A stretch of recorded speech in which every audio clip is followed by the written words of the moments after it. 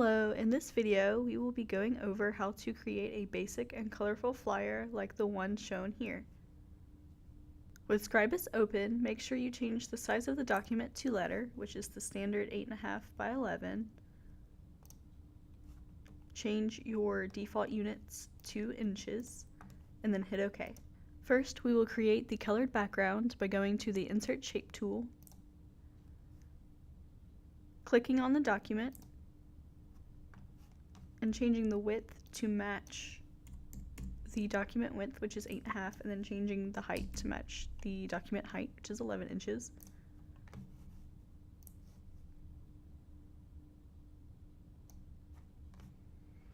Since the green we're using is not one of the default colors in Scribus, we have to create the color as a new color. So go to Edit, Colors, New. You can create whatever color you would like. You can use a color that is related to your church's brand if you'd like, or a nice color that you think would look good with whatever room you're going to put this flyer in. In this example, we're using a nice limey green, so we're going to choose a general green from right here, and then play with the sliders a little bit to get what we want. We're going to name it.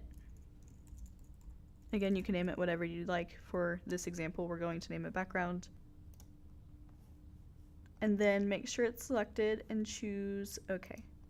In the Colors tab under Properties, make sure the fill color of the shape is set to the new color we created, and then make sure the fill color is set to none so that there's not a black stroke around the shape.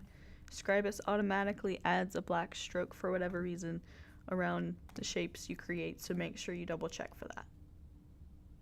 Next, we will add the text by going to the Insert Text Frame tool, drawing out the text box, and then writing out the message.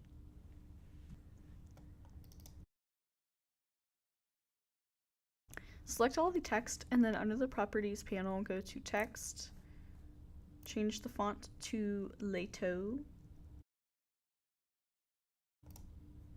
change the style to black. Under the Color and Effects tab, change the font color to white so there's better contrast between that and the dark green background. We want this text to be a lot bigger so that it will be readable from a distance. So let's change the size to 70. And remember to choose automatic line spacing so the text does not overlap.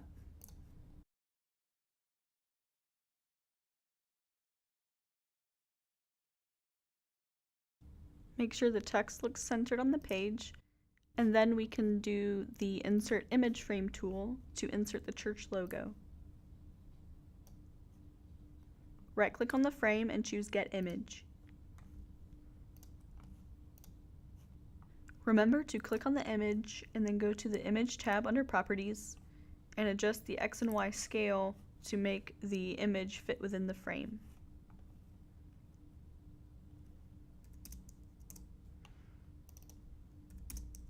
You may have to play around with it a little bit before you get it to where you want it to be, but make sure both the X scale and the Y scale are set to the same values so it is scaled proportionately. And now we are done.